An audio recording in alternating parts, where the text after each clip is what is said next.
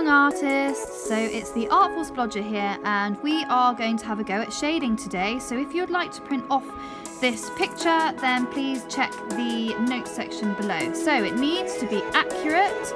You're going to develop core shadows, which are the really dark bits, a full range of midtones, which are all the different shades of grey, highlights, which are the white bits, and you're also going to try and use a range of different marks to show the different textures.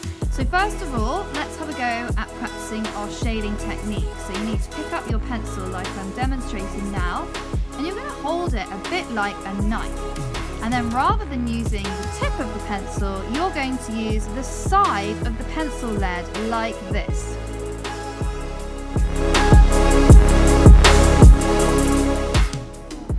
So we'd call what I'm creating now soft tone. And what I'm demonstrating now is scribbly tone. So what we want to do is we want to make sure that we're using the side of the pencil lead rather than the tip.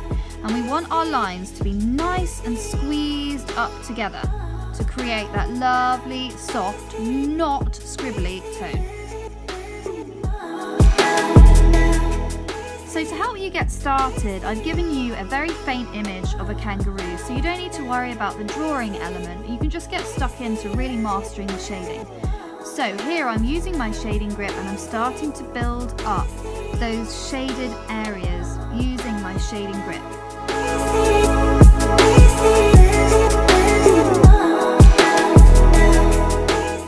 Your finger is also a great tool to use to blend and smudge to get your pencil marks looking even softer and less scribbly.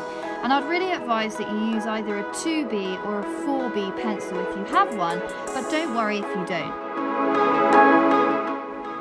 So to add in the core shadows or the really dark elements, I actually switch back to my normal writing grip because I need to press a lot harder, and sometimes it's really difficult to use heavy pressure when you're using your shading grip.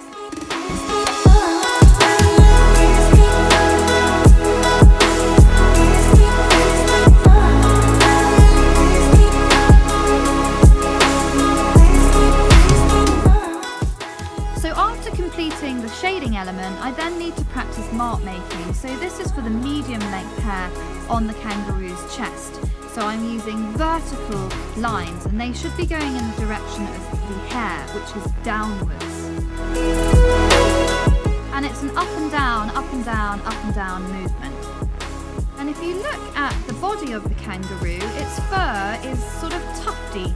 So to give the idea of tuft, you want to work in little clusters. Some of my marks are very dark, some are light, and some are a sort of medium pressure. And I'm just demonstrating how I'm doing this above now.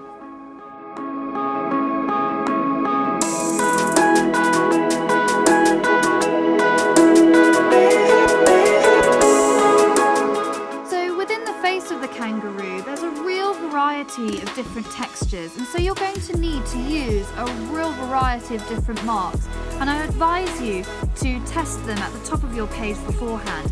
Think about the direction that they should be going, and also think about how hard you should be pressing, and do use your finger to blend and soften your marks as you go.